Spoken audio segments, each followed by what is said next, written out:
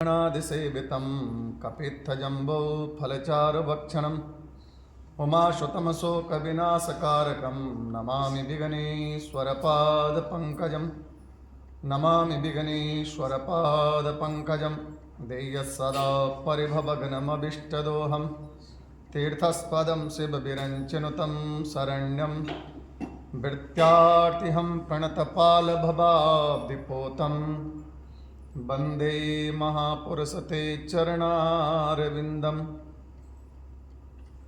शान्तं शश्वतमप्रमेयमनघं निर्वाणशान्तिप्रदं ब्रह्मा शम्भुफणीन्द्रशैव्यमनिशं वेदान्तवेदं विभुं रामाख्या जगदीश्वरं सुरगुरु मायामनुष्यमहरे वन्देऽहं करुणाकरं रघुवरं वन्देऽहं करुणाकरं रघुवरं भूपालचूडामणि अतुलितबलधामं हेमशैलं भदेहं धनजवनकृशानं ज्ञानिनामग्रगण्यं सकलगुणनिधानं वानराणं मदीशं रघुपतिप्रियभगतं वातजातं नमामि। हे चन्द्रचूडमदनान्तकशूलपाणि स्थाणो गिरीश गिरिजेश महेश शम्भो भूतेश भीतभवसूदनमामनाथं संसारदुःखगहनं जगदीश रक्ष। गिरीशं गणेशं गले नीलवर्णं गवीन्द्रादिरूढं गुणातीतरूपं भवं भास्वरं भस्मनाभूषिताङ्गं भवानी कलत्रं भजे पंचवक्त्रं भवानी कलत्रं भजे पंचवक्त्रं देवी प्रपन्नातिहरे प्रसीदा प्रसिद्ध मातर जगतोऽखिलस्य प्रसिद्ध विश्वेश्वरि पाहि विश्वं त्वमीश्वरी देवी चराचरस्य शरणागत दीनार्थ पवित्राणाय परायणे सर्वस्यार्थिरी देवी नारायणी नमस्तुते सर्वस्यार्थिरी देवी नारायणी नमस्तुते। ॐ आपदामपहर्तारं दातारं सर्वसम्पदां लोकाभिरामं श्रीरामं भूयो भूयो नमाम्यहम्। उल्लङ्घसिन्धो सलिलं सलीलं याशोकबहिनी जनकात्मजाय आदाय तेने बददाहलङ्का नमामि तां प्राञ्जलिराञ्जनेयं नमामि तां प्राञ्जलिराञ्जनेयं। कृष्णाय वासुदेवाय हरये परमात्मने प्रणताक्लेशनाशाय गोविन्दाय नमो नमः। कृष्णाय वासुदेवाय हरये परमात्मने प्रणताक्लेशनाशाय गोविन्दाय नमो नमः। बोले सद्गुरुदेव भगवान की जय, बोले गजानन भगवान की, सत्यनारायण लक्ष्मी नारायण भगवान की, श्यापति रामचंद्र भगवान की, पवन सुत हनुमान की, जगज्जननी दुर्गे मैया की, शंकर भगवान की, काशी विश्वनाथ की, बांके बिहारी लाल की जय, जुगल जोड़ी सरकार की जय, तुलसा मैया की जय, गौ माता की जय, सत्य सनातन धर्म की जय। आइए सर्वप्रथम भगवान श्री गणेश जी, सत्यनारायण लक्ष्मी नारायण, भगवान श्री सीताराम, हनुमान जी महाराज, श्री भवानी शंकर उमापति महादेव, श्री राधा कृष्ण बलराम कृष्ण जुगल जोड़ी सरकार, सभी आवाहित और स्थापित देवी देवताओं के चरणों में वंदन और प्रणाम को अर्पण करते हैं, निवेदित करते हैं। साथ ही आप सभी भक्तवती बहनों के हृदय में माँ भगवती राजराजेश्वरी परम्बा जगदम्बा के चरणों में प्रणाम करते हुए सभी भक्तों के, सभी संतों के, सभी विप्रों के हृदय में निवास करने वाले मेरे गोविंद, गौ ब्राह्मण हिताय चा भक्तों के लिए, गाँव के लिए और बोला संतों के लिए जो सदा जो है प्रकट होते हैं, जो अवतार लेते हैं, ऐसे गोविंद भगवान के चरणों में प्रणाम करते हुए आज कार्तिक महत्म्य के पुनः जो हम कार्तिक महत्म्य की कथा में इस कार्तिक मास पुण्य मास में प्रातः की बेला में सुबह की संध्या के समय प्रातः के समय भगवान श्री गोविंद के कृपा से, भगवान श्री गोविंद की जो है कृपा से हम जो है इस कार्तिक महात्म्य कथा का गान कर रहे हैं या श्रवण कर रहे हैं। उस गोविंद की अपार कृपा और कल भगवान श्री आनंद कंद श्री कृष्ण चंद्र भगवान की कृपा से, और कृपा भी उन्हीं की हुई और सुनाया भी उन्होंने, क्योंकि वही सुना रहे हैं सत्यभामा को, है ना। तो कृपा भी वही कर रहे हैं और सुना भी वही रहे हैं। कृपा अगर वो न करते तो हम कथा गा नहीं सकते, कृपा अगर वो न करते तो आप कथा श्रवण कर नहीं सकते, लेकिन वो गोविंद कृपा कर रहे हैं, वो श्री कृष्ण भगवान कृपा कर रहे हैं और सुना भी रहे हैं। सारे संसार को अगर मैंने सुनाया तो जब तक उन्होंने ये कथा गा ही नहीं तो मैं कहाँ से सुना लेता। तो वो गोविंद कृपा कर रहे हैं, वही सुना रहे हैं। तो कल की कथा में भगवान श्री कृष्ण ने सत्यभामा को बताया और इधर से जो है देवर्षि नारद ने पृथु को बताया, और उधर से जो है पुण्यशील और सुशील नाम के भगवान के पार्षद यानी भगवान के दूत, जिन्होंने कि धर्मदत्त नाम के ब्राह्मण को कथा श्रवण करवाई कल के अध्याय में। और कल जो है पुण्यशील और सुशील जब कलाह को लेके जा रहे थे स्वर्ग की तरफ, तो बहुत सारे प्रसन्न थे धर्मदत्त के मन में, क्योंकि जब महाराज ज्ञान सामने आ जाए तो जिस समय धर्म ज्ञान और पुण्य जिस समय आ जाए समेट लेना चाहिए। धर्म का समय हर समय नहीं आता, पुण्य का समय हर समय नहीं आता, ज्ञान का समय हर समय नहीं आता। बोला जिस समय आ जाए उसी समय समेट लेना चाहिए। और चाणक्य जी के एक हुए चाणक्य नीति, आपने हुए क्या, सबने सबको पता है, सबका नाम तो सबको आता है, नीति शास्त्र के प्रकांड विद्वान। तो उन्होंने एक श्लोक कहा था कि पुस्तकस्या यया विद्या परहस्त गतम धनम कार्यकाले समुत्पन्नम न सा विद्या न चा धनम। बोला किताब में लिखी हुई विद्या, जो पुस्तकों में लिखी हुई, अगर ये पुराण में लिखी हुई विद्या है, अब मान लो मैं भी कथा श्रवण करवा रहा हूँ, अब मैं इस कथा को अगर पहले पढ़ता ना तो मैं तो फिर लगा रहना था किताबों पे, और आपने बोलना था पंडित जी की नज़र तो उधर, ये पंडित जी को क्या पता। तो जब तक इस ज्ञान को पुस्तक में लिखी हुई विद्या आपके मन मस्तिष्क में नहीं आ गई, ये बच्चों के लिए तो ये सूत्र, जो बच्चे हैं जिनके बच्चे पढ़ने वाले उनके लिए तो सूत्र है। बोला पुस्तकस्या या विद्या, पुस्तक में लिखी हुई विद्या, और परहस्तगतम धनम, बोला दूसरे के हाथ में गया हुआ धन, कार्यकाले समुत्पन्नम, बोला जब आपका काम पड़ेगा जिस समय, नशा विद्या नचा धनम, नहीं वो विद्या काम आएगी और न वो धन काम आएगा। बोला फिर क्या करें इसके लिए। बोला जो भी आपके सामने पुस्तक मिलती है ना, कोई छोटा हो बड़ा हो, बेसिक वाला हो कॉलेज वाला हो, जो उसके सामने पुस्तक आती है उसका पहला कर्तव्य है कि उस पुस्तक को जो है अपने हृदय में अपने मन में उतार दे। फिर क्या होगा। बोला जब भी कभी नौबत आएगी ना पेपरों की तो सोचना नहीं पड़ेगा, क्योंकि वो तो सब मन में रखा हुआ है, जब मर्जी जो मर्जी लिखो। और परहस्तगतम धनम, हम मान लो आपके पास धन है, बहुत सारा धन है, और आपने उठा करके दे दिया कि लो साहब मेरे को जरूरत नहीं है अभी, तुम 15 दिन बाद दे देना, महीने बाद दे देना, 5 लाख 10 लाख उनको दे दिया, पकड़ा दिया, और बोला महीने बाद दे देना। अब आपको 5 दिन उस धन की जरूरत पड़ेगी, 5 दिन बाद, और आप उसको बोलोगे धन ले आओ, उसके बाद तो है ही नहीं, वो बोले कहाँ से दूं, तो धन भी काम नहीं आया। इसलिए 2 चीज़ों को हमेशा बोला संभाल के रखना चाहिए। क्या, पुस्तक में लिखी हुई विद्या उसको ग्रहण कर लो, और परहस्तगतम धनम, धन को जितना हो सके धन को संचय करो और उस धन से पुण्य करो। धन की पवित्रता भी तब है कि जब उस धन को संचय करने के बाद, ये नहीं कि संचय ही करते रहे, बोला उस धन संचय से जो है क्या करो, उस धन संचय जो है धर्म करो। और धर्म क्या, जब धर्म करोगे उस धन संचय से तो धर्म क्या देगा। बोला धर्मो रक्षते रक्षिता, एक तो धर्म आपकी रक्षा करेगा और धर्म आपकी धन की भी वृद्धि करेगा। बोले बाल कृष्ण भगवान की।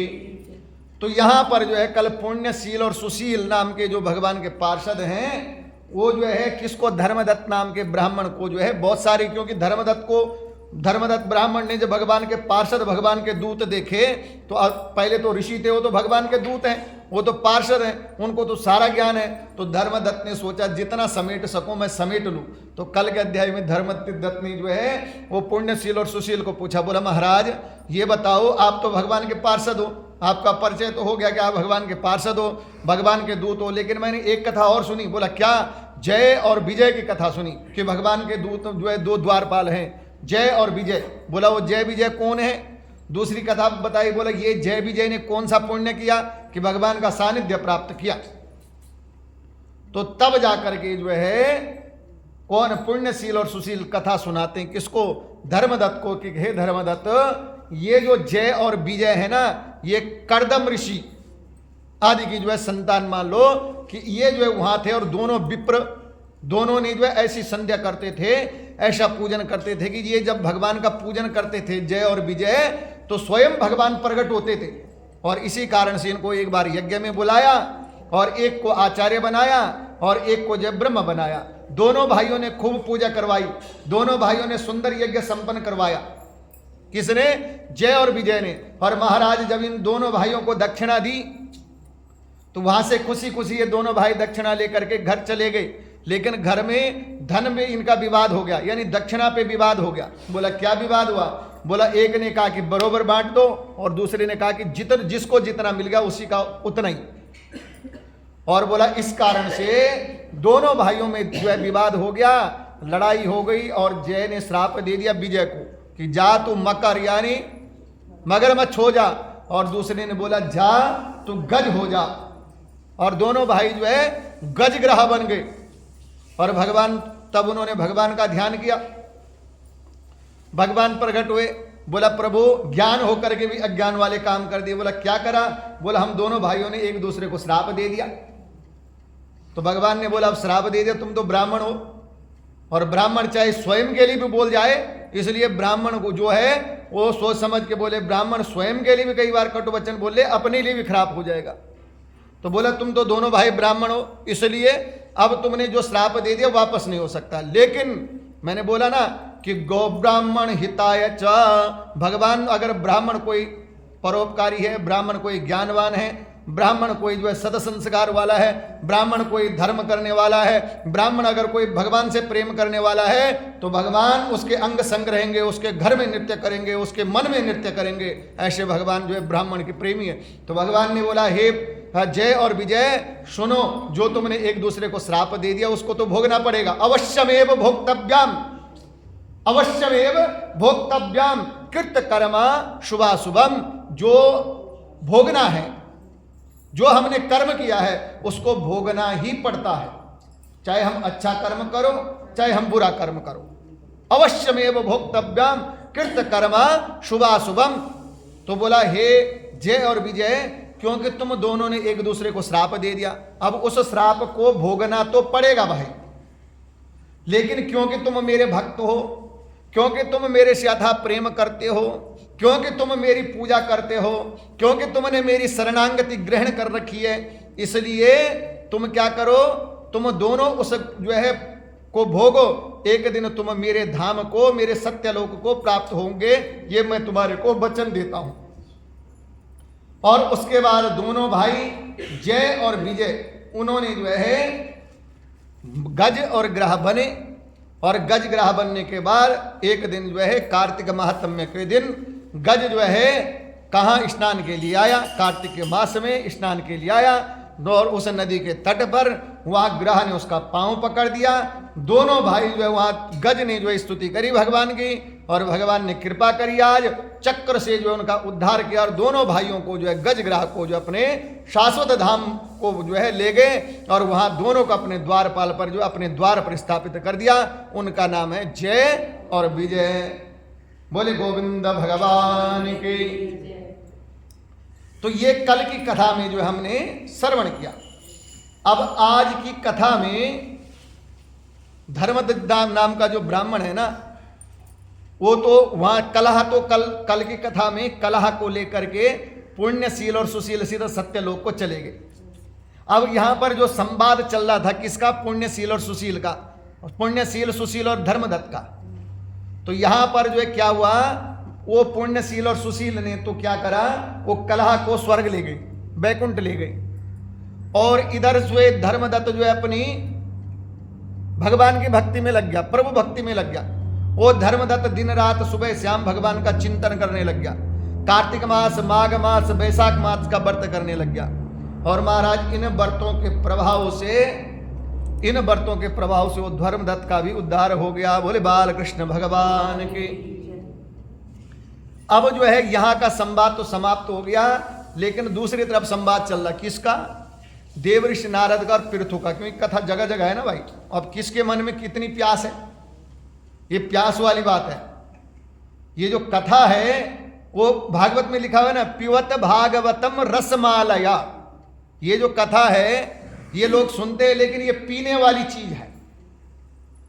पिबत भागवतम रसमालया, तो ये रस है, और उस रस की प्यास किसको कितनी है। अब मान लो उदाहरण के तौर पे आपको जो है हम कोई ठंड वो ले आए, कोई जूस ले आए और एक गिलास में दे दो आपको, आप बोले भाई मेरा तो पेट भर गया, एक गिलास इससे ज्यादा मैं पी नहीं सकती। लेकिन आपके साथ ही आपकी सहेली दूसरी है, वो बोलेगी नहीं मुझे तो एक गिलास और चलेगा, मेरी प्यास इतनी है कि मैं एक गिलास और पी सकती हूँ। यह जल पानी का उदाहरण ले लो कि आप अगर एक गिलास पानी पीते हो सकता है आपके पड़ोसी आपका बगल वाला 2 गिलास पीता हो, उसको ज्यादा प्यास लगी हो।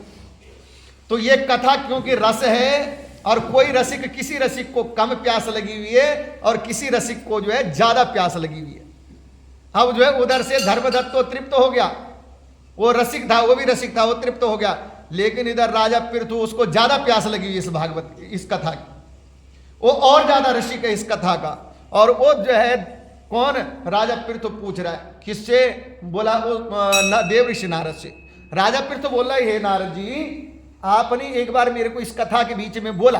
देखो समझने वाली बात है, जो रसिक होते ना, वो जो मैंने बोला था ना, एक पक्षी होता है, वो हंस होता है या बगला होता है, वो समुद्र में खारे जल में से दूध पीता है। तो जो रसिक होते हैं कथा के, वो कथा के बीच में ही शब्द को पकड़ते हैं और उसी से कथा उत्पन्न होती है। एक शब्द से, एक वाक्य से दूसरी कथा उत्पन्न हो जाती है। बोले बाल कृष्ण भगवान की। तो आज राजा पृथु ने कहां रस पकड़ा, कहां वाक्य पकड़ा, क्योंकि राजा पृथु ने बोला हे नारद जी, आपने एक बार बोला था कि जो वो कलह थी, जो प्रेत थी, वो एक जो है वैश्य के शरीर में प्रवेश हो गई। सुना ना, बोला हे नारद जी, वो जो कलह थी, वो जो प्रेत थी, वो एक वैश्य के शरीर में प्रवेश हो गई। और उसके बाद नारद जी आपने कहा कि वो वैश्य जब कृष्णा और बेणी नदी के तट पर गई और वहां पर भगवान विष्णु के दूतों ने या भगवान विष्णु ने उसके शरीर से उस कला को, उसको प्रेत को धक्का मार करके बाहर निकाल दिया। बोले बाल कृष्ण भगवान की। तो राजा पृथु बोल रहा है हे महाराज ये बताओ, स्वयं नारायण आए थे क्या धक्का मारने के लिए? है वो प्रेत को धक्का मारने के लिए स्वयं नारायण आए थे क्या? हे महाराज जी ये बताओ, स्वयं शंकर भगवान आए थे क्या उसको प्रेत को धक्का मारने के लिए? क्या महत्व है उस कृष्णा और बेणी में? वो जो कृष्णा और बेणी नाम की नदी है वो इतना महत्वदायक है कि स्वयं भगवान आए थे, ये भगवान ने धक्का मारा। उस कृष्णा बेणी नाम की नदी का जो है आप मुझे वृत्तांत सुनाइए, और साथ में अथाह या प्रभाव, उन दोनों नदियों का प्रभाव, उस क्षेत्र का प्रभाव मुझे सुनाइए कि इतना प्रभाव उस क्षेत्र का, इतना पुण्य उस क्षेत्र का कि एक प्रेत उस क्षेत्र में प्रवेश नहीं हो सकता। ऐसी ताकत, ऐसा प्रभाव उस क्षेत्र को जो है कहां से प्राप्त हुआ, मैं सुनना चाहता हूं। राजा पृथु बोला। तो महाराज इस प्रकार से जब राजा पृथु ने, अच्छा इसमें रसिक अभी 2 हैं, कुछ रसिक बहुत आएंगे। अब इस कथा में समझने वाली बात है, कथा जो है हमारे को सब समझाती है। अगर हम ध्यान से सुनो, यकीन मानो, मैं तो कभी कथा सुनता हूं ना तो मेरे दिन भर के प्रश्न जितने होते मेरे समाप्त हो जाते हैं अगर मैं शाम को कथा सुनता हूं। चाहे मेरे पारिवारिक प्रश्न हो, चाहे मेरा मानसिक प्रश्न हो, चाहे मेरे शारीरिक प्रश्न हो, जब मैं कथा सुनता हूं तो मेरी सारे के सारे प्रश्न जो है, जो मेरे प्रसन्न चिन्ह लगे हैं, वो प्रसन्न चिन्ह शाम को हट जाते हैं, क्योंकि मुझे वो कथा सारा जवाब दे देती है। तो कथा को भाव से जो है इस प्रकार से ग्रहण करना चाहिए। अब यहां पर जो है रसिक बहुत हैं, अभी रसिक दो हैं यहां पे, एक तो राजा पृथु और दूसरी सत्यभामा। सत्यभामा भी तृप्त नहीं हुई अभी, वो कथा रूपी रस को पीने के लिए अभी भी सत्यभामा करी है भगवान, अभी उसे कथा से मेरा पेट मेरा हृदय भरा नहीं। तो अब सुनाइए। तो यहां पर जो है भगवान कृष्ण कहते हैं किससे? सत्यभामा से। हे सत्यभामा सुन। भगवान नारद जी कहते हैं हे पृथु सुन, क्योंकि नारद जी पृथु को सुना रहे हैं। तो बोला सुन, कृष्णा जो नदी है वो साक्षात भगवान कृष्ण है, यानी भगवान विष्णु है। और दूसरा कह रहे हैं जो बेणी नाम की जो नदी है वो स्वयं महेश्वर यानी शंकर है। कृष्णा भगवान विष्णु है और जो बेणी नाम की नदी है ये महेश्वर है। और इन दोनों के संगम पर बोला तुम जो कथा तू जो पूछ रहा है ना, नारद कह रहे हैं हे पृथु जो कथा तो पूछ रहा है ना, ये उसी संगम की कथा थी। कृष्णा और बेणी का जहां पे संगम हुआ था वहां पे गई थी वो प्रेत वैश्य के शरीर में, लेकिन जैसे ही संगम में पहुंची और संगम का जल उसको स्पर्श किया, उस जल ने उसको धक्का मार करके उसके प्रेत को बाहर निकाल दिया। बोले बाल कृष्ण भगवान की। और इस प्रकार से बोला। अच्छा दूसरा कह रहे हैं, नारद कहते हैं हे राजा पृथु सुनो, ये गंगा, पहले तो गंगा नाम का, गंगा ऐसा शब्द है कि जब जो सभी पाप और संताप को समाप्त कर देता है। पापापहारि दुरितारि तरंगधारे शैला प्रचार गिरिराज गुहा बिदारे झंकारकारी। ये जो है गंगा नाम का जो है जो शब्द है, गंगा जो अक्षर है, ये सभी पापों को समाप्त कर देता है।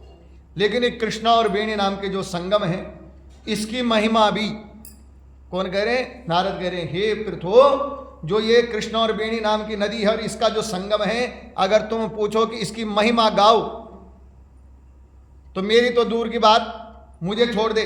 नारद कह रहे हैं कि मुझे छोड़ दे, स्वयं भगवान ब्रह्मा जी भी इसकी महिमा गाने में असमर्थ है। इतनी महिमा इन तीर्थों का है ना। बोले शंकर भगवान की। और बोला अब बताता हूं कि ये कृष्णा और बेणी नाम की जो नदी है ना, इनका उत्पत्ति कैसे हुई, इनका जन्म कैसा हुआ, कहां से ये कृष्णा नदी आई, कहां से ये बेणी नदी आई है, ये मैं तुम्हें सुनाता हूं, इसको ध्यान से सुनो। तो तब कह रहे हैं चक्षुषु मनवंतर में, मनवंतर होता है ना, एक मनवंतर में, एक मनवंतर का जो है एक मनवंतर में जो 28 बार, सुन लीजिए आप, एक मनवंतर में 28 बार कलयुग सतयुग द्वापर त्रेता चतुर्युगी जो है इस प्रकार से पूर्ण होती है। तो बोला एक मनवंतर, जब प्रथम मनवंतर था, पहला मनवंतर, तो उस मनवंतर में सभी देवताओं ने एक सलाह बनाई। क्या बनाई? कि भगवान ब्रह्मा जी को जो है पूजन किया जाए। किसका? भगवान ब्रह्मा जी का पूजन किया जाए। और ब्रह्मा जी को ही मनु माना गया। बोला मनु रूप में ब्रह्मा जी का पूजन किया पहले मनवंतर का। और इसमें क्या हुआ कि सारी पूजा की सामग्री, पूजन जब होता है ना, पंडित जी लिस्ट देते हैं, रौली भी लियाना, मोली भी लियाना, चावल फूल दूध दही शहद शक्कर, है ना। तो पूजन का नियम तो सबको है। पूजन के 3 प्रकार है। कौन कौन से? पंचोपचार, दसोपचार और षोडशोपचार। पंचोपचार यानी 5 चीज से। 5 चीज कौन सी? गंध, अक्षत, पुष्प, धूप और दीप। भगवान को तिलक चढ़ाया, भगवान को फूल चढ़ाया, अक्षत चावल चढ़ाए, 3 चीज, और धूप दिखाया और दीपक दिखाया। ये पंचोपचार पूजन हुआ। और दूसरा पूजन है दसोपचार, यानी 10 चीजों से पूजन। पाद्या अर्घ्य, है ना, पाद्या अर्घ्य आचमनी पंचामृत, वस्त्र उपवस्त्र यज्ञोपवीत, फल फूल, और उससे जो है 5-10 चीज से जो है, और फिर जो है षोडशोपचार यानी 16 चीजों से भगवान का पूजन। विस्तार इस कथा में नहीं करेंगे, कभी दूसरी कथा में करेंगे। तो ये षोडशोपचार और पंचोपचार। तो षोडशोपचार जब कोई बड़ा पूजन होता है तो 16 प्रकार की वस्तुएं एकत्रित करनी जरूरी होती है। अब देवताओं की ड्यूटी लगी, भाई मनु का पूजन करना है तो पूजन की सामग्री ले आओ। सारे देवताओं को जो है, सारे देवताओं ने सामग्री ले आई। सामग्री के लिए और शंकर जी के साथ बोला एक पर्वत की शिखर पर श्री हरि और शंकर जी ने एक पर्वत के शिखर पर गए, और जब पर्वत के शिखर पे गए तो क्योंकि ब्रह्मा जी का पूजन करना है, और ब्रह्मा जी का जब पूजन करना है महाराज, तो जिसका पूजन करना है, जो पूजन वाला है, जो जजमान है, उसका जो है वो वामांगी साथ में होनी जरूरी है। मैंने कहा ना, बिना पत्नी के गरज तो नहीं है। अगर पत्नी साथ में नहीं है तो वो तो घर नहीं है, वो तो महाराज आश्रम है, वो तो कुटिया है। मैंने एक दिन पहले भी कहा था। तो पूजन जहां होता है, जब तक वामांगी साथ में ना हो तो उसका पूजन का महत्व भी उतना नहीं होता है, परिणाम भी उतना नहीं होता है, फल भी उतना नहीं होता है। तो ब्रह्मा जी का पूजन करना है तो सारे देवताओं ने जो है सामग्री जुटाई। उसके पश्चात ब्रह्मा जी की जो पत्नी वामांगी कही गई, जिसका नाम स्वरा, जिसको हम सरस्वती भी कह सकते हैं, और उनको जो है सरस्वती को ब्राह्मणों ने जो है, ब्राह्मणों को ब्रह्मा जी को ब्राह्मणों से जो है विष्णु भगवान ने बुलाया, स्वरा को बुलाया, यानी सरस्वती को बुलाया। अब सरस्वती को बुलाया तो अब पूजा जब होता है तो पूजा का एक मुहूर्त होता है। समझ लीजिए आप, जब शादी, आजकल तो मुहूर्त कौन देख रहे हैं महाराज, शादी में पंडित जाते हैं, 12 बजे का मुहूर्त होते हैं, 12 बजे तक फोटो वाले ही नहीं छोड़ते हैं, 2-3 बजे से जब 2-3 मुहूर्त और चले जाते हैं तब फिरे होते हैं। बोले बाल कृष्ण भगवान की। लेकिन हर पूजा अगर मुहूर्त पे हो जाए, लगन पे हो जाए, तो वो पूजा जो है, वो विवाह, वो पूजा, वो यज्ञ, वो सफल है। और अगर लगन से परे चले जाओ, मुहूर्त से परे चले जाओ, तुम करवाते रहो, करवा रहे हो, पंडित जी को दक्षिणा भी मिल रही है, पंडित जी आशीर्वाद भी दे रहे हैं, लेकिन पंडित जी का आशीर्वाद 100% काम नहीं करेगा। आशीर्वाद काम करेगा, लेकिन 40 से 50%, 100% आशीर्वाद काम नहीं करेगा, चाहे भगवान का चाहे पंडित जी का। क्योंकि लगन भी भगवान ने बनाए ना, मुहूर्त भी तो भगवान ने बनाए, तो भगवान की आज्ञा का अवहेलना कैसा करो। वो एक कहावत, बोले एक जा रहा था कोई, मैंने पूरा याद नहीं, कोई जा रहे थे कोई संत, बोला सारे जीवों में भगवान है, सब में भगवान है, कोई पशु हो, मनुष्य हो, जो हो, स्त्री हो, पुरुष, सब में भगवान है। और जा रहे श्रीमन नारायण करते हुए जा रहे, एक बच्चा आया दौड़ते हुए, मैं बोला महाराज महाराज आगे मत जाना। बोला क्या हुआ? बोला पागल हाथी आ रहा है आगे से। ऐसे ही था ना, बोला पागल हाथी आ रहा है आगे से। बोला ले, उसमें भी तो भगवान है, वो क्यों मारेगा, वो क्यों नुकसान पहुंचाएगा। आगे गया, हाथी ने एक सूंट मारा, पटक करके साइड में डाल दिया। महाराज खड़ा हो गए, विचार करने लग गए, ये भगवान था। किसी से पूछा, सब में भगवान है, सब जीवों में भगवान है, तो इसने मारा क्यों? बोला जिसने तुझे पहले बताया था वो, मैं उसमें भगवान नहीं देखा। तो बोला चराचर जीवन, ये सुनी हुई कथा है, श्रवण करी हुई कथा है। तो बोला चराचर जगत में इधर कह रहे हैं कि जब इधर जो है सरस्वती को बुलाया महाराज, तो देवताओं ने बोला बुलाओ वामांगी को। वामांगी पे कथा आई थी ना, बुलाओ वामांगी को, उसके बगैर तो पूजा संपन्न नहीं होगा, जब तक वो जो है वामांगी आएगी नहीं। तो जब स्वरा को बुलाया, सरस्वती को बुलाया, तो लेट कर दिया महाराज स्त्रियों का श्रृंगार। बोले बाल कृष्ण भगवान की। विलंब हो गया, ये मैं अपने भाव से बोल रहा हूँ, ऐसा नहीं लिखा हुआ है, कहीं श्रृंगार का कहीं नाम नहीं है इसमें। बोले बाल कृष्ण भगवान की, पर एक भाव है, हो सकता है श्रृंगार की वजह से विलंब हो गया हो। तो अब जो है स्वरा जो है सरस्वती लेट हो गई, इतनी लेट हो गई कि मुहूर्त जाने लग गया। तो विष्णु भगवान ने कहा ऐसा करो, ये स्वरा जो है लेट हो रही है, तो ये जो है ना गायत्री, ये गायत्री को जो है स्त्री रूप भगवान ब्रह्मा की स्त्री के रूप में देखा गया है। बोला ऐसा करो कि ये गायत्री को जो है पूजा में बिठा दो।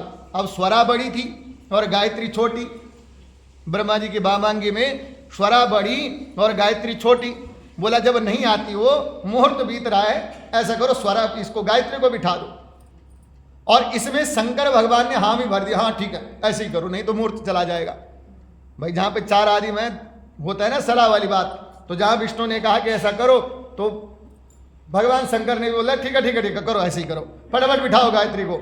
और गायत्री को बिठा दिया ब्रह्मा जी के बगल में। बोले शंकर भगवान की। जैसे ही संकल्प की बारी आई, जैसे ही पूजन प्रारंभ हो गई, सामने से स्वरा आ गई। स्वरा ने देखा कि मेरे जगह पे जो है कौन, गायत्री को बिठा रखा, और पहला अधिकार बड़ी का होता है, छोटी का नहीं, यानी मेरे अधिकार का हनन हुआ है। महाराज क्या हुआ? मेरे अधिकार का हनन हुआ है। और ऐसा देख करके जो है जब गायत्री ने देखा, तो गायत्री ने तुरंत बोला अपूज्या यत्र पूजन्ते पूज्यानम चा व्यतिक्रमा त्रीणि तत्र भविष्यन्ते दुर्भिक्षम मरणम भयम। गायत्री ने बोल दिया, हे देवताओं सुनो, तुमने बहुत गलत कर दिया, क्योंकि किसी के अधिकार का हनन करना बहुत बड़ा पाप है। तुमने मेरे अधिकार का हनन कर दिया है, तुमने मेरे अधिकार का अतिक्रमण कर दिया है, इसलिए पाप कर दिया है। तुमने मेरे सम्मान को ठेस पहुंचाई है। और महाराज, सम्मान एक सबसे बड़ी बात होती है। हे देवताओं, तुमने मेरे सम्मान को जो है ठेस पहुंचाई था। अपूज्यों का जो है पूज्यों का अतिक्रमण, जिसकी पूजा होनी चाहिए थी उसकी उस जगह पे पूजा नहीं हुई। स्वरा ने ये नहीं कहा कि गायत्री की पूजा नहीं करो, स्वरा ने बोला करो गायत्री की पूजा, लेकिन पहले पूजा किसकी थी? बोला स्वरा की थी। जब तक बुद्धि काम नहीं करेगी गायत्री कहां से जपोगे?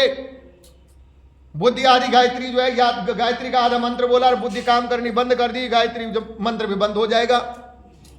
तो बोला क्या? स्वरा ने बोला पहली पूजा मेरी होनी चाहिए थी, और तुमने जो है अपूज्य यानी पूज्यों का जिनका पूजन करना चाहिए था पहले, उसका अतिक्रमण कर दिया है, उसके अधिकार को छीन लिया है, उसके अधिकार का हनन कर दिया है। और बोला जहां पे ऐसा होता है ना, हे देवताओं सुनो, गायत्री है महाराज, गायत्री तो शक्ति है और सरस्वती तो बुद्धि है।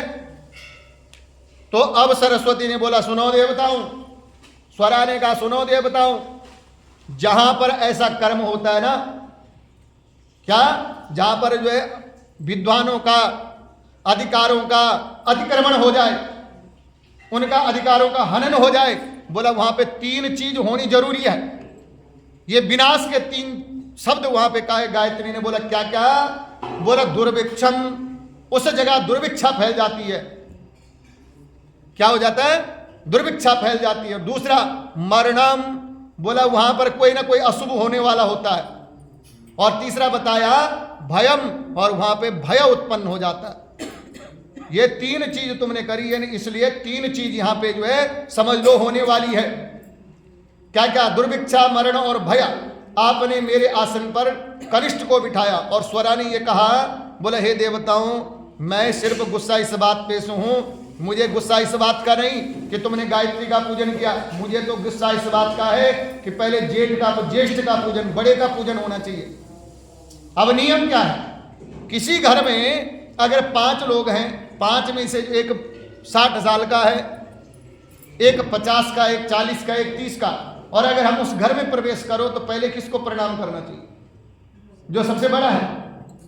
क्योंकि अगर ऐसा नहीं करोगे तो उसके अधिकार का, उसका जो है सम्मान को ठेस पहुंचेगी। या कोई ज्ञानी है, किसी को अथाह ज्ञान है और कोई थोड़ा सा कम ज्ञान है, तो पहले किसको प्रणाम करना चाहिए? पहले वो जो महाज्ञानवान है। अब उदाहरण के तौर पे हमारी जगह, हमारे मंदिर में कोई संत आ जाए, कोई महात्मा आ जाए, श्याम सुंदर पारसर जी आ जाए, पुंडरीक गोस्वामी आ जाए, कृष्ण ठाकुर जी आ जाए, या और भी, और तो छोड़ो हमारे शास्त्री लोग आ जाएं कोई बड़े, तो आपका अधिकार बनता है कि आप अपने पंडित जी को तब प्रणाम करो, पहले वो बड़ों को सम्मान करो, पहले उनको प्रणाम करो। अगर ऐसा नहीं करते हो, आप सिर्फ सोचते हैं ये मेरे पंडित जी है तो कार्तिक में कथा सुनाते, पहले इनको प्रणाम करो, तो आप उनकी ज्येष्ठता का हनन करते हैं, आप उनके जो है अधिकारों का हनन करते हैं। तो सरस्वती भी वही बोल रही है। तो वो सरस्वती स्वरा बोल रही है कि मुझे दुख इस बात का नहीं तुमने गायत्री का पूजन किया, मुझे दुख इस बात का है कि मैं बड़ी थी, पहले मेरा पूजन होना चाहिए था। मुझे दुख इस बात का है कि पहले मेरा पूजन, उसके बाद गायत्री का पूजन होना चाहिए था। मुझे इस समय ब्रह्मा जी के बगल में होना चाहिए था, लेकिन देवताओं ने, तुमने जल्दबाजी के चक्कर में ये गलत कर दिया, इसलिए बोला तुमने ये गलत कर दिया। और इस प्रकार से जो है मेरे आसन पर कनिष्ठ को बिठाया है, मेरे पवित्र आसन पर दक्षिण भाग में बैठिया था एवं लोक में अदृश्य, और गायत्री को भी बोल दिया, साथ में गायत्री को बोल दिया, गायत्री इन देवताओं को अक्ल नहीं थी, तेरे को तो अक्ल थी। ये मेरे भाव है सुनाने के हैं, अलग अलग भाव होते हैं सुनाने के, आप समझ लिया करो। मैं खड़ी भाषा में कथा हम करते नहीं है, जैसे आता है वैसे सुनाई जा रहे हैं, वो सुनते रहो बस, है ना। समझ में आए तो ठीक है, नहीं आए तो 15 तारीख तक सुनते रहो। बोले बाल कृष्ण भगवान की। चीजों को फॉलो किया हमने। उसने घटे घटे बड़े बड़े वाली सुनाई, अतिथि देवो भव वाली सुनाई एक दिन पहले, एक वो सुनाई। कल हमारे रात शाम को साग पे चर्चा हो गई। तो बोले बाल कृष्ण भगवान की।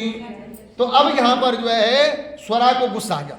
स्वरा ने बोला गायत्री को, हे गायत्री, इन देवताओं ने जब ऐसा किया तो कोई बात नहीं है, लेकिन गायत्री तू तो एक बार बोलती, तुझे बोलना चाहिए था कि पहले स्वरा का पूजन करो उसके बाद मेरा, पहले अधिकार स्वरा का है उसके बाद मेरा। लेकिन तू अपने सम्मान के लिए फटाफट ब्रह्मा जी के बगल में बैठ गई। तो सुन स्वरा, तूने ऐसा अधिकार जो अनाधिकार काम किया है। सुन स्वरा, तूने मेरे अधिकारों का अतिक्रमण किया है। जा, मैं तुझे श्राप देता हूं, तू अदृश्य नदी होकर के बहती जा। अदृश्य जो दिखने वाली नदी ना हो, ऐसी नदी बन जा और ऐसा बहना तो प्रारंभ कर दे। बोले बाल कृष्ण भगवान। गायत्री ने भी बोला, थोड़ी देर तो सम्मान किया। अब इधर से हुआ इसके पश्चात साप सुन करके गायत्री ने सोचा कि जब श्राप मेरी तो कोई गलती नहीं थी, मैंने तो कोई गलती नहीं करी है, और मुझे बिना बात के लपेट जो है बिना बात के श्राप दे दिया स्वरा ने। तो गायत्री ने भी जो है क्रोध के मारे कि जब तूने कुछ सोचा नहीं मेरे बारे में तो एक बार सोचती सही, मुझे किसने बिठाया था, क्यों बिठाया था, लेकिन तूने एक बार जब सोचा नहीं तो सरस्वती को, स्वरा को भी गायत्री ने भी श्राप दे दिया। जा गायत्री, तूने बिना विचार किए हुए मुझे श्राप दिया है, तो जो श्राप तूने मुझे दिया वही मैं तुझे वापस प्रदान करती हूँ, यानी तू भी अदृश्य होकर के नदी होकर के बहती जा। बोले बाल कृष्ण भगवान की। और इसके बाद जो है तुम मुझे श्राप दिया था, तुम भी नदी हो जाओ। नारद, उसके बाद शिव और विष्णु आदि देवता। और इधर क्या हुआ, स्वरा ने जो है गायत्री ने, स्वरा ने, सरस्वती ने विष्णु और शंकर को भी श्राप दे दिया। बोला हे विष्णु, हे शंकर, तुमने अतिक्रमण किया मेरा, तुमने मेरी जगह जो है गायत्री का जो है पूजन किया है, पहले उसका पूजन किया। तो सुनो, तुम जड़ हो जाओ। जड़ मतलब चलती फिरती नदी, जड़ रूप नदी हो जाओ। और इस प्रकार से जो है उनको श्राप दे दिया। जब इस प्रकार से श्राप दिया तो तब जो है देवताओं ने कहा, शंकर भगवान और विष्णु ने स्वरा को समझाया, बुलाया। होता है ना कि कई बार क्रोध, इसीलिए महाराज क्रोध का पहला सूत्र सुन लीजिए आप, ये मेरा अनुभव है, कहीं वो नहीं है। जब क्रोध आ जाए ना, क्रोध, तो क्रोध आते ही 5 मिनट मौन हो जाओ। जब भी क्रोध आए, किसी को भी आए, तो 5 मिनट कम से कम मौन हो जाना चाहिए, बिल्कुल चुप, कुछ नहीं बोलना है। 5 मिनट कोई भी जप करो आप, 5 मिनट बैठ करके, चल करके, लड़ करके, जो भी करना है बस जप करो। क्रोध आए तो बोला जप करो, उस समय 5 मिनट मौन हो जाओ। बोला ऐसा करने से क्या होगा, बोला 5 मिनट में जो जो आप बकने वाले हो वो बकोगे नहीं, फिर तब तक अकल आ जाएगी। बोले बाल कृष्ण भगवान की। ऐसी होता ना, क्योंकि जब भी क्रोध आता है ना तो बुद्धि को पहले जो है खत्म कर देता है। 1 मिनट के लिए बुद्धि शून्य हो जाती है। तो जब वो बुद्धि शून्य हो जाए तो उस समय न जाने क्या बोल जाए, न जाने क्या कर जाए, क्योंकि बुद्धि शून्य हो चुकी है ना। तो वो 5 मिनट बिल्कुल मौन हो जाओ, भगवान का जाप करो, गुस्से में करो, चाहे क्रोध से करो, चाहे चिल्ला के करो, लेकिन भगवान का जाप करो। बोले 5 मिनट बाद क्या होगा, बोला 5 मिनट बाद जो है तब तक ऐसी स्थिति हो जाएगी, तब तक ऐसी परिस्थिति हो जाएगी कि आपको तब तक इतनी तो अकल आ जाएगी कि मैंने अपशब्द नहीं कहने, मैंने किसी के ऊपर हाथ नहीं उठाना, मैंने किसी को गाली नहीं देनी, और कम से कम इतना तो सुधार हो जाएगा। तो इसलिए जो है अब वो जो ये यहाँ पे फैसला हुआ ना, ये क्रोध में हुआ। सरस्वती को जो है, स्वरा को क्रोध आ गया, क्रोध में गायत्री को श्राप दे दिया, क्रोध में जो है शंकर और विष्णु को श्राप दे दिया, सबको नदी बना दिया। लेकिन बाद में भगवान विष्णु ने बुलाया स्वरा को, सरस्वती को, शंकर जी ने बुलाया स्वरा को, सरस्वती को। स्वरा को बोला, हे स्वरा, ये क्रोध कोई अच्छी बात नहीं, देख गायत्री को क्यों हमने बिठाया, पहले इस पक्ष को तो जान। बोला क्यों बिठाया, बोला सुन, क्योंकि समय कम रह गया था और मुहूर्त निकलने वाला था, लगन समाप्त होने वाला था, इसलिए हमने ऐसा किया। और गायत्री बोला, हे स्वरा, तूने क्या कर दिया, क्यों कर दिया, क्यों श्राप दे दिया, अपना श्राप वापस ले ले, तुझे नहीं देना चाहिए था ये श्राप, कम से कम एक बार सुनना तो चाहिए था, कम से कम एक बार समझना तो चाहिए था। इसलिए कोई भी जब आप फैसला करते हो, सोच समझ के करना चाहिए हमारे को। तो बोला स्वरा तुझे सोच समझ के जो है ये जो है निर्णय लेना चाहिए था, आज तूने गलत कर दिया। तूने जो श्राप दिया है स्वरा, हे भगवती स्वरा, जो तुमने श्राप दिया उसको वापस ले लो, ये तुमने गलत कर दिया। हाहाकार मच गया महाराज। तो स्वरा जो है ध्यान लगाकर बोलती है, सुनो देवताओं, बोल नाचितो ही गणाध्यक्षो यज्ञादो यस्वरोत्तमा तस्माद विघ्नम समुत्पन्ना मत क्रोधात विदम खलो। बोला हे देवताओं सुनो, ये विघ्न उत्पन्न तो होना ही था। कौन बोल रही है? सरस्वती। हे देवताओं, हे ब्रह्म विष्णु, हे ब्रह्मा जो है, हे शंकर जी, हे ब्रह्मा जी, हे रुद्र भगवान, ये जो विघ्न था ना, ये विघ्न ने तो आना ही था। बोला क्यों आना था? बोला सुनो, तुमने जल्दबाजी में गणेश जी का पूजन नहीं किया। क्या नहीं किया? गणेश जी का पूजन। नार्चितो ही गणाध्यक्षो, तुमने गणेश जी का पूजन नहीं किया, अर्चना नहीं की। और जहां पे गणेश जी की अर्चना ना हो, महाराज क्या बात कर रहे हो, विघ्न तो नाचता हुआ आएगा, बैंड बजाता हुआ आएगा कि आ गया मैं। क्योंकि गणेश जी का नाम ही है विघ्नेश्वर। विघ्नेश्वराय वरदाय सुर प्रियाय लंबोदराय सकलाय जगद्धिताय। विघ्नों को कोई अगर हरने वाला है तो वो गणेश जी है, विघ्नों का कोई निवारण करने वाला है तो गणेश जी है। अच्छा, विघ्न के साथ साथ ये नहीं विघ्न को ही हरते हैं, गणेश जी अगर अपने प्रसन्न हो जाए महाराज तो अपने परिवार को लेके आ जाएंगे। अगर गणेश जी खुश हो गए, अगर आप अपने घर के किसी मेहमान को कार्ड स्पेशल दे दो, वीआईपी कार्ड, और उनको लिख लो सपरिवार आप आमंत्रित है, और साथ में फोन कर दो, हे महाराज आप आओगे तो हमारी शोभा बढ़ेगी, हे महाराज कृपा करना, हमारा जो ये जो कार्य है या कोई भी कार्य हो, हे महाराज अगर आप आओगे ना तो हमारी शोभा बढ़ेगी, जरूर आना आपने। और 10 बार बोलो जरूर आना आपने, तो आपके निमंत्रण से प्रसन्न हो जाएगा। ये उदाहरण दे रहा हूं संसारिक रीति से।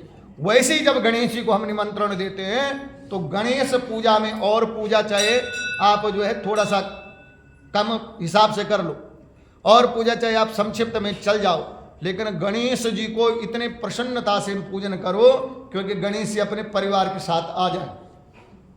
और जब गणेश जी परिवार के साथ आएंगे तो कौन कौन आ जाएगा? शुभ भी आ जाएगा और लाभ भी आ जाएगा। शुभ की कमी रह जाएगी क्या? जहाँ गणेश जी आ गए सारा शुभ ही शुभ हो जाएगा। अच्छा, जहाँ गणेश जी आ गए तो लाभ भी आ जाएगा, तो लाभ की कमी रहेगी क्या? वहाँ लाभ ही लाभ होगा है। और तीसरा बोला शुभ लाभ आ गया, बोला उसके साथ साथ बोला सिद्धि और बुद्धि भी आ जाएगी। वहाँ बुद्धि खराब हो जाएगी किसी की? क्या बुद्धि खराब होगी? नहीं, बुद्धि सुंदर बनी रहेगी। और अगर उस यज्ञ में बुद्धि खराब न हुई तो यज्ञ में विघ्न आएगा ही नहीं। तो ऐसे विघ्नेश्वर वो स्वरा कह रही है कि हे देवताओं सुनो, तुमने गलती कर दी, मेरी भी गलती नहीं है भाई, ये काम ने तो होना ही नहीं था, लेकिन तुमने गणेश जी का जल्दबाजी में, तुमने गणेश जी का तुम ये लगन के चक्कर में, तुम ये मुहूर्त के चक्कर में तुमने गणेश जी का पूजन छोड़ दिया और इसलिए ऐसा हुआ। इसलिए स्वरा ने कहा, इसलिए हे देवताओं मेरी यह वाणी असत्य नहीं हो सकती। देवताओं मैंने जो श्राप दे दिया वापस नहीं हो सकता। तीर से निकली हुई कमान, मुंह से निकली हुई जमान कभी वापस आती है क्या? तीर को तुम जो है छोड़ दो एक बार, वहां निशाना लगा दो सामने, और उसके बाद आधे रास्ते में तीर को बोलो वापस आ जाओ, वापस आ जा, तो आएगी तीर, वो तो ठोक करके वहां निशाना लगाएगी। और मुंह से जो जमान निकल गई, आपने बोल दिया, मान लो मैं आपके लिए कोई जमान बोल दूं और बोल तो दिया, लेकिन जब तक मैं वापस आऊं उतने तक तो आपके कानों में पहुंच गई हो। तो इसलिए कहावत बोली है कि तीर से निकली हुई कमान, और वो जो है कमान से निकली हुई जो है इस प्रकार से, और मुंह से निकली हुई जमान, ये वापस नहीं आती है। अब इस प्रकार से जो है स्वरा कहती है देवताओं सुनो, भाई मैंने जो बोल दिया वो तो सत्य है, उसको कोई टाल नहीं सकता, वो तो होगा ही होगा, परंतु आप लोग अपने अंशों से, हे देवताओं सुनो, आप लोग अपने हम अंशों से जो है जड़ यानी नदी हो जाओ, और हम दोनों सोते हैं। बोले अंश से, अच्छा जो तुम जो देवताओं हो, भगवान को कह रहे हैं तुम जो देवताओं, तुम अपने जो है अंश से जो है नदी बन जाओ, और हम दोनों यानी स्वरा, सरस्वती और गायत्री, बोला हम भी उस श्राप को स्वीकार करते हैं, और हम भी जड़ यानी नदी के रूप में हो जाते हैं। और बोला कैसे? पश्चिम पश्चिम मुख, बोला पश्चिम की तरफ बहने वाली। और जो गायत्री जितनी देवियों से निकलती हुई नदियां हैं, जो देवियों के अंश से, कभी आप अनुमान लगाना तो कौन कौन सी नदी जो है पूरब से पश्चिम की तरफ बहती है? पश्चिम मुखी, मतलब पश्चिम मुखी, जो पश्चिम की तरफ चलती हो, ऐसी नदियां, बोला ऐसे हम बनेंगे। दोनों ने जो है यह बोल दिया। और साथ में कहा, बोला तत्र विष्णुर भूत कृष्णा वैन्या देवो महेश्वरा ब्रह्मा ककुमुदे गंगा पृथगो वा भवत्तदा। और साथ में कहा जो भगवान विष्णु थे उन्होंने अपना अंश से, अपने अंश से क्या किया? बोला कृष्णा नाम की नदी हो गई। और जो भगवान शंकर थे वो अपने अंश से, उन्होंने अपना अंश कुछ जो है पर्वत के ऊपर फेंका और उसे से जो है बेणी नाम की नदी बन गई। और तीसरे जो ब्रह्मा जी थे वो ब्रह्मा जी के अंश से जो है ककुमती नाम की गंगा हो गई। ये तीन गंगा भगवान के अंश से, ब्रह्मा विष्णु रुद्र के अंश से प्रकट हो गई। बोले बाल कृष्ण भगवान की। देवताओं के अंश से जो है, जो देवताओं के अंश से जितने भी नदियां हुई वो पूर्व वाहनी हुई। पूर्व वाहनी, पूर्व से निकलने वाली पूर्व वाहनी नदी हुई। और इस प्रकार से जो है उनकी पत्नियों से जो है, पत्नियों के अंश से यानी देवियों के अंश से जितनी भी नदियां हुई वो जो है पश्चिम वाहनी हुई। और इन नदियों की संख्या बोला एक में नहीं, सैकड़ों में, हजारों में, क्योंकि एक देवता तो था नहीं वहां पे। गुस्से गुस्से में तो ऐसा चल गया जैसे चावल उठाकर कोई फेंकता है ना, ओ धार धार धार नदी हो जा, नदी हो जा, नदी हो जा, तो सारे जड़ के रूप में नदियां, तो बोला हजारों नदियां ऐसी हो गई। पंडित जी, जैसे हम मानव के लिए तो बोल देते ना कि ये विधि का विधान है, किस्मत में लिखा है, ऐसा यहाँ पे भी ठाकुर जी की लीला चल रही है। सारी लीला बिना उसकी लीला के, अब सुनो, मैंने पहले बताया ना कि अतल वितल सुतल तलातल पाताल भूर भुवा स्वाहा जन्नो सब तप और सत्य, ये 14 भुवन है। और ये 14 भुवन उसकी लीला के बगैर चल ही नहीं सकते, ठाकुर जी की लीला के बगैर। ये 14 भुवन में ठाकुर जी की लीला चल रही है सारे। भाई ठाकुर जी की लीला यहाँ समझो कि उस दिन मैंने आपको एक प्रसंग सुनाया कि जब ये चराचर जगत, ब्रह्मा भगवान की आयु ब्रह्मा की पूर्ण हो जाती है, जब ब्रह्मा की आयु पूर्ण हो जाती है तो तब कहा गया ऐसा कि चराचर जगत यानी पूरा ऊपर से लेकर नीचे तक सारी सृष्टि, ये जो भूमंडल है सारा जलमग्न हो जाता है। कोई लोक नहीं परलोक नहीं, सारे जलमग्न हैं। क्योंकि ये तो भगवान जानते ही होंगे ना, हाँ, भगवान शिव जी जानते ही होंगे कि अगर ऐसा करेंगे तो ऐसा। सारी लीला है, ये प्रभु की लीला है। मैं बोल के आ रहा हूं चराचर जगत, जगत जो है जलमग्न है। और बोला उस जलमग्न में, फिर जलमग्न है तो ये देवताओं का वर्णन है। देवता कहाँ गए? इतना स्वर्ग लोक आया, इंद्र लोक आया, वरुण लोक आया, सूर्य लोक आया, ध्रुव लोक आया, ये लोक कहाँ गए? ये देवता कहाँ गए? अरे बोला ये देवता जहां से आए थे वहीं गए। बोला कहां से आए थे? बोला उस परब्रह्मा से ये देवता प्रकट हुए थे। बोला फिर कहां चले गए? बोला उस परब्रह्मा के शरीर में ही ये देवता फिर से प्रविष्ट हो गए। और वो परब्रह्मा भगवान विष्णु यानी भगवान नारायण, भगवान ठाकुर जी, जब वो चाहता है तब वो लीला करता है। अगर वो लीला ना करे तो सृष्टि ना चले। लीला वो अगर उस लोक में, चाहे इस लोक में, यह लोक और परलोक, जहां भी हो उसकी लीला चलती है। और लीला के अधीनस्थ, अब ये लीला यहां पे देखिए परमात्मा की कैसी लीला है कि गंगा आदि नदियां, ये पर्वत कंदराएं, ये कहां की बात है? प्राचीन काल की बात है। ये कथा कहां की है? प्राचीन काल की बात है। कब की बात है? प्रथम मनु। कब की बात है? प्रथम मनु की। आपने ध्यान से सुना होगा प्रथम मनु, यानी उस समय मनु का पहला मनु था। अब पहला मनु मतलब सृष्टि में कोई ज्यादा कोई खास हलचल थी नहीं। अब पहला मनु का मतलब सृष्टि में कोई ज्यादा जो है मानवीय जीवन था नहीं। पहले मनु का मतलब उस समय सृष्टि में बहुत कुछ चाहिए था। तो बहुत कुछ चाहने के लिए क्या चाहिए था? अगर सृष्टि में बहुत कुछ हो तो उसके लिए क्या चाहिए? पहले प्रथम, ऐसा मेरा भाव है, मैंने जो समझा कथा से, मैं वो भाव समझा रहा हूं आपको कि अगर पहले कुछ सृष्टि में सब कुछ नहीं था तो सृष्टि में सब कुछ हो, उसके लिए क्या चाहिए? जीवन के लिए, सृष्टि के लिए, वृक्षों के लिए, मानवों के लिए, पशुओं के लिए अगर सर्वप्रथम है तो वो चाहिए जल। क्या चाहिए? जल चाहिए। अब केवल एक नदी को, एक गंगा को उतार सकते हैं, और एक गंगा की सीमा सिर्फ एक जगह हो सकती है, सारी पृथ्वी पे नहीं हो सकती। गंगा की सीमा एक जगह हो सकती है, सारी पृथ्वी पे नहीं हो सकती है। तो भगवान ने कैसी लीला करी, जाकर के मनु को जो है मनु का पूजन करवाया, और ऐसे देवताओं से जो है, ऐसे स्वरा से, ऐसे गायत्री से श्राप दिलवाए, ऐसे एक दूसरे से श्राप दिलवाए कि हजारों नदी हो गई और सारी सृष्टि जल ही जल से परिपूर्ण हो गई। बोले बाल कृष्ण भगवान की। तो अगर ये उसकी लीला नहीं तो थी क्या थी? वो अगर लीला नहीं चाहता तो क्या था? अगर वो लीला नहीं चाहता तो बिना गणेश का कभी पूजन ही नहीं हुआ, लेकिन ऐसा लीला करी कि आज गणेश जी की पूजा भी छूट गई।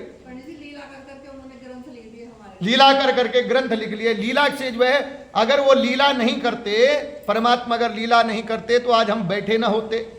परमात्मा अगर लीला नहीं करते तो अच्छा, सबसे बड़ी बात, ग्रंथ तो लिख दिए। ग्रंथ तो इसलिए लिखे, वो लीला करके इन्होंने इसलिए लिखाया कि मानुष वृत्ति में जो मेरा भाव है, जो मैं समझता हूं कि मनुष्य के अंदर बैठा हुआ है देवता भी और राक्षस भी, तो ये भगवान ने लीला करी और ग्रंथों के द्वारा मनुष्यों को जो है राक्षस होने से बचा दिया। क्या कर दिया? राक्षस होने से बचा दिया। नहीं तो उसके कर्म बुरे होते, उसका व्यवहार बुरा होता, उसका चरित्र बुरा होता है। लेकिन ये ग्रंथ, ये पुराण, ये कथा, ये जो हमारे को क्या, हमारे व्यवहार को सुधारती है, ये हमारे चरित्र को सुधारती है, ये हमारे जो है रूप को सुधारती है, ये हमारे गुणों को सुधारती है और हमें राक्षस होने से बचाती है, हमारी व्यथा को समाप्त कर देती है। बोले बाल कृष्ण भगवान की। तो आज यहां पर जो है, कहां तक चले थे हम? मैं भूल गया। हाँ, मैं भूल जाता हूं। तो अब जो है सारे देवताओं ने जो महाराज खूब श्राप दे दिया। जो पूर्व वाहिनी नदी थी वो देवियां हुई, पश्चिम जो है जो इधर से बोला, इस प्रकार से जो है अलग अलग सादृक अलग अलग नदियां हुई। देवताओं से जो देवताओं के अंश थे, अंश से उत्पन्न हुई थी, वो पूर्व वाहिनी हुई। जो देवियों के अंश से नदी आई वो पश्चिम वाहिनी हुई। अलग अलग जो है नदियां हुई। और इस प्रकार से ब्रह्मा के यज्ञ में वहां श्री हरि और शिव जी के, जो ब्रह्मा जी का यज्ञ हो रहा था, उस यज्ञ में भगवान शंकर को और श्री हरि को यानी विष्णु को स्थापित कर दिया। भगवान तो अपने लोक को गए, लेकिन उनकी जगह भगवान की स्थापना कर दी। तब से स्थापना का भी विधान चला। स्थापना का विधान कहाँ था पहले? मूर्तियों का विधान कहाँ था पहले? वहां से तो मूर्ति विधान, मुझे ऐसा लगा, मेरा भाव ऐसा ही पद्म पुराण के अनुसार, कि वहां से जो स्थापना का विधान प्रारंभ हुआ और वहां जो है ब्रह्मा जी का, भगवान विष्णु का और भगवान शंकर जी की जो है स्थापना कर दी। और उनका नाम जो है वहां पर जो है, दोनों का नाम पता क्या पड़ा? भगवान शंकर का नाम, विष्णु का नाम पड़ा महाबल। क्या पड़ा? महाबल। बोले महाबल भगवान की। और उधर से शंकर जी का नाम हो गया अतिबल। बोले अतिबल शंकर भगवान की। महाबल और अतिबल, उन दोनों का नाम पड़ गया, क्योंकि उन्होंने ही लीला रचाई थी। वो दोनों जो नटखट है ना, जो लीला करते हैं, एक दूसरे के नेत्रों में नेत्र डाल करके जो लीला कर जाते हैं, तो तब जा करके जो है वो भक्त ही समझ सकता है, वो प्रेमी ही समझ सकता है। वो जो है आनंद को लेने वाला, वो रस को लेने वाला, वो रस को पीने वाला ही समझ सकता है उनकी लीला। तो ऐसे जो है उनको जो है दोनों के नाम महाबल और अतिबल पड़ गया। राजन, उन दोनों नदियों का महत्व बतलाने में सामर्थ्य नहीं हो। नारद जी कह रहे पृथु से, हे पृथु, तूने तो बोला कि वो जो कृष्णा और बेणी थी ना, तो समझ गया कृष्णा बेणी कौन थी? बोला कौन? बोला शंकर और भगवान विष्णु। तो बोलो शंकर भगवान के पास कोई प्रेत जा सकता है क्या? वो तो प्रेतों का बापू है भाई, है ना। वो जो है विष्णु के पास कोई प्रेत जा सकता है क्या? तो बोला इसीलिए जैसे ही वो कृष्णा और बेणी के संगम पे वो कलहन नाम की जो प्रेत है, वो एक वैश्य के शरीर में उस संगम पे गई। जैसे उसने जल स्पर्श किया, क्योंकि भगवान विष्णु का जो जल और शंकर जी का जल, वैसे वो प्रेत वहां उसके शरीर से निकल गया। बोले बाल कृष्ण भगवान। इस प्रकार से जो है, और साथ में नारद कह रहे हैं कि हे राजा पितु, सुन भाई, ये कृष्णार बेणी का महत्म्य समझाना मेरी बस की बात तो नहीं है। भगवान विष्णु का महत्म्य, भगवान विष्णु की लीला, ब्रह्मा जी के 4 मुख भी थक जाएंगे भाई उनकी लीला गाते गाते। उनकी लीला का कोई वर्णन कर सकता है? शंकर जी की लीला, उनके जो है लीला को कोई वर्णन कर सकता है? हरि और हर, ये दोनों की लीला अथाह है, समुद्र है, कितना पियोगे समाप्त नहीं होगा। वो तो तुम अपनी पिपासा को बढ़ाओ, तुम अपनी प्यास को बढ़ाओ, तुम अपनी जो है अगर थोड़े में तृप्त हो जाओगे तो परमात्मा की प्राप्ति में समय लगेगा, लेकिन इस प्यास को ऐसा बढ़ाओ कि मन तृप्त ना हो जब तक वो हरि हमारे मन मस्तिष्क में न आ जाए। बोले बाल कृष्ण भगवान की। तो इस प्रकार से नारद ने कहा, हे पृथो, इनका गुणगान मैं ज्यादा नहीं कर सकता। जो मनुष्य श्री भगवान से उत्पन्न पाप विनाश इस आख्यान को बोला कृष्णोद्भव पाप हरम परम या शृणोति या बोला, जो इस भगवान की गाथा को नारद जी कह रहे हैं कि भगवान से उत्पन्न पाप विनाशक इस आख्यान को जो सुनता है और जो सुनाता है, दोनों के लिए, सुनने के लिए बाद लिखा हुआ है और सुनाने के लिए भी लिखा हुआ, तो मैं भी खुश हो गया, आपके साथ मैं भी हूं। तो बोला जो इस आख्यान को, जो इस कथा को सुनता है और जो इस आख्यान को सुनाता है, महाराज को दोनों बोला उनको दर्शन और स्नान जन्य बोला इतना फल मिल रहा है जितना फल भगवान के दर्शन से प्राप्त होता है। इतना फल मिलता है कि ये समझ लो आप, आज ये पक्का समझ लो आप कि आज कृष्णा और बेणी नदी में आपने स्नान कर दिया है। आज ये समझ लो कि भगवान ठाकुर जी के दर्शन आपको प्राप्त हो चुके हैं। ऐसी कृपा इस अध्याय से प्राप्त हमारे को होती है। बोले बाल कृष्ण भगवान की। महाराज यह कथा यहां पर जो है प्राप्ति हुई। बोला अब जो है क्या कह रहे हैं, भगवान श्री कृष्ण ने कहा सत्यभामा को, बोला हे सत्यभामा, कृष्ण ने कहा कि हे सत्यभामा, इस तरह से नारद जी के वचनों को सुनकर के आश्चर्यचकित मन वाले पृथु ने भक्तिपूर्वक जो है, जो राजा पृथु थे, उन्होंने ये आख्यान सुना और ये आख्यान सुनने के बाद उन्होंने नारद जी का पूजन किया। गंध अक्षत पुष्प से जो भी उनके मन में श्रद्धा थी, जो भी उनके मन में भाव थे, उस हिसाब से उन्होंने नारद जी का पूजन किया, राजा पृथु ने। और उसके बाद उन्होंने जो है नारद जी का बहुत बहुत धन्यवाद किया कि महाराज आपने मुझे कथा श्रवण करवाई, मैं उसके लिए आपका आभारी हूं। आपने मुझे जो है भक्ति भाव के जो है गंगा में स्नान करवाया, आपने मुझे जो है कथा रूपी अमृत जल में मुझे स्नान करवाया, उसके लिए मैं आपका बहुत बहुत आभारी हूं। इस प्रकार से जो सुंदर वचनों से जो है राजा पृथु ने नारद जी का अभिनंदन किया, दान दक्षिणा इत्यादि प्रदान करके नारद जी को विदा किया। और अतः ये तीनों व्रत मुझको भगवान कृष्ण कह रहे हैं, अतः ये तीनों व्रत मुझे अत्यंत प्रिय है। अब भगवान बोले तीन व्रत तो मुझे बहुत प्रिय है। बोला कौन कौन से व्रत है सत्यभामा, यहाँ पे कौन कौन, मैंने बोला ना जिसकी जितनी प्यास होगी उतना ही पिएगा। कथा रस को जिसकी जितनी प्यास होगी वो उतना पी सकता है। प्यास के बाद जब वो भर गया तो समझ लो उसके बाद वो पी नहीं सकता। तो अब जो है यहाँ पर राजा पृथु तो हो गए तृप्त, जितना पीना था पी गए, और बोला अब मैं इसी से भगवान नाम का उच्चारण करता रहूंगा, अब मुझे ज़्यादा कुछ नहीं चाहिए। मैं ये समझ गया कि मुझे करना क्या है, मुझे प्यास लगी थी वो मैंने पी दिया, अब ये पानी को पीने के बाद मुझे ऐसा क्या करना है कि दोबारा मुझे प्यास न लगे, ये मैं समझ गया, मैं वो करूंगा। और नारद जी को विदा कर दिया। लेकिन इधर से सत्यभामा से भगवान कृष्ण कह रहे हैं ये सत्यभामा मुझे तीन व्रत बहुत प्यारे हैं भाई। सत्यभामा भी तृप्त नहीं हुई तो सत्यभामा को कहा, बोला हे सत्यभामा मुझे तीन व्रत बहुत प्यारे हैं। बोला कौन कौन से व्रत हैं? बोला कार्तिक माघ कार्तिकेयो, बोला माघ महीने का व्रत, कार्तिक महीने का व्रत और एकादशी का व्रत, ये व्रत मुझे बहुत प्यारे हैं। जो मेरे इन व्रतों को करता है, माघ महीने का व्रत, कार्तिक महीने का व्रत और एकादशी का व्रत, वो भक्त मुझे बहुत प्यारा लगता है, वो भक्त मुझे जो है बहुत दुलारा लगता है, उससे मैं अथाह प्रेम करता हूं।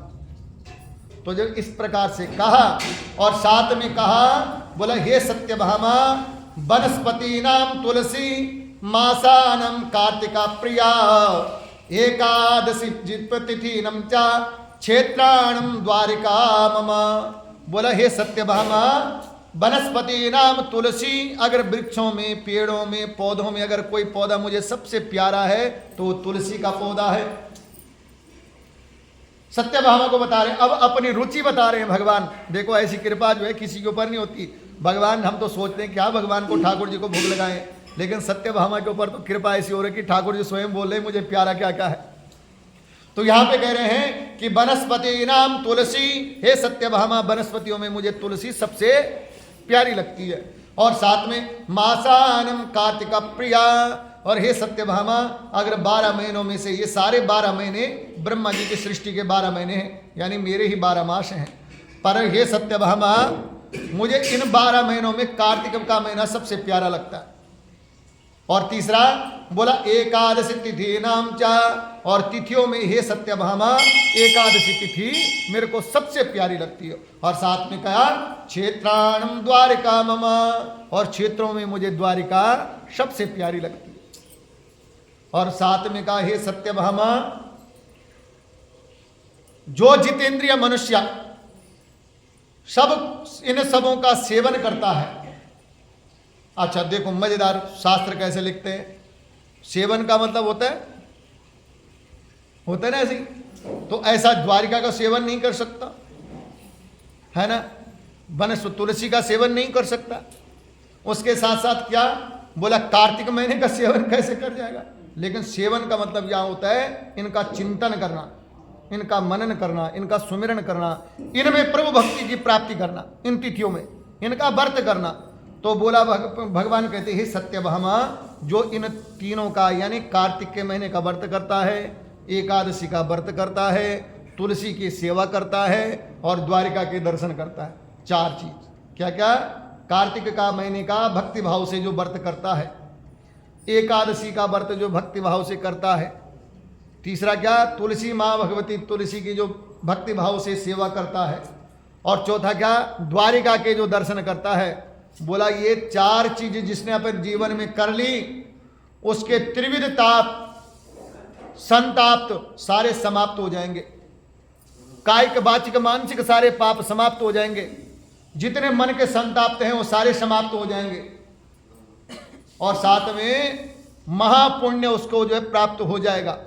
ऐसा भगवान कृष्ण स्वयं बोल रहे हैं। हे सत्यभामा बोला उतना प्रिय कोई मेरा यज्ञ करने वाला नहीं होता। कोई लक्ष्य चंडी का पाठ कर ले, विष्णु यज्ञ कर ले, विष्णु सूक्त, विष्णु सहस्रनाम आदि, विष्णु पुराण का पाठ, भागवत पुराण का पाठ, कोई कितना बड़ा बड़ा कर ले, स्वयं भागवत क्यों न कर ले, स्वयं विष्णु पुराण क्यों न कर ले, आदि बड़े बड़े यज्ञ कर ले, लेकिन ये 4 चीज का सेवन उससे भी डबल फल देने वाला है। कार्तिक, एकादशी, माँ भगवती तुलसी और द्वारिका, ये 4 चीज उससे भी ज्यादा पुण्य देने वाले हैं। बोला उससे प्रिया कोई मेरा और कोई नहीं हो सकता, वो सबसे प्रिया होगा मेरा, उससे मैं अथाह प्रेम करता हूँ। इस प्रकार से जो है बोला मेरी कृपा प्राप्त होने के कारण नियम तथा पापों से उसको भय नहीं होता। जो इन 4 चीजों का सेवन करता है, 4 चीजों का मनन करता है, 4 चीजों का चिंतन करता है, बोला उसके सारे पाप और संताप समाप्त हो जाते हैं। आज का अध्याय यहीं पर विराम देते हैं। दूसरे अध्याय में हम प्रवेश हो गए हैं वैसे, लेकिन आज जो है आज हम सिर्फ ध्यान करेंगे उस ठाकुर जी के चरणों का, माँ भगवती तुलसी का। हाँ तुलसी की परिक्रमा शुरू कर दो भाई, कर लिया आप लोगों ने कि नहीं? है हाँ, तो तुलसी की जो है परिक्रमा अब जो है प्रारंभ करनी चाहिए आप लोगों को। तुलसी की सेवा तो कर ही रहे होंगे। तो इस प्रकार से जो है आज का अध्याय जो है द्वितीय अध्याय में हम आज प्रवेश कर गए, जिसमें कि जो है अब जो है आज के अध्याय में सार क्या था कि जो पुण्यशील और सुशील वो भी तृप्त हो गए, धर्मदत्त नाम का ब्राह्मण भी जो है तृप्त हो गया, विष्णुदत्त जो है वो भी तृप्त हो गया। अब देवऋषि नारद ने जो है किसको, राजा पृथु को भी तृप्त कर दिया। अब आगे की कथा में जो प्रसंग चल रहा है वो माँ भगवती सत्यभामा और भगवान कृष्ण के बीच में चल रहा है। पूर्ण ब्रह्मा और पूर्ण सृष्टि का जो है संवाद चल रहा है। तो ये संवाद हम जो है कल श्रवण करेंगे। आज की कथा जो है भगवान के चरणों में यहीं पर अर्पण करते हैं। कल की कथा जो है यहाँ से हम प्रारंभ करेंगे।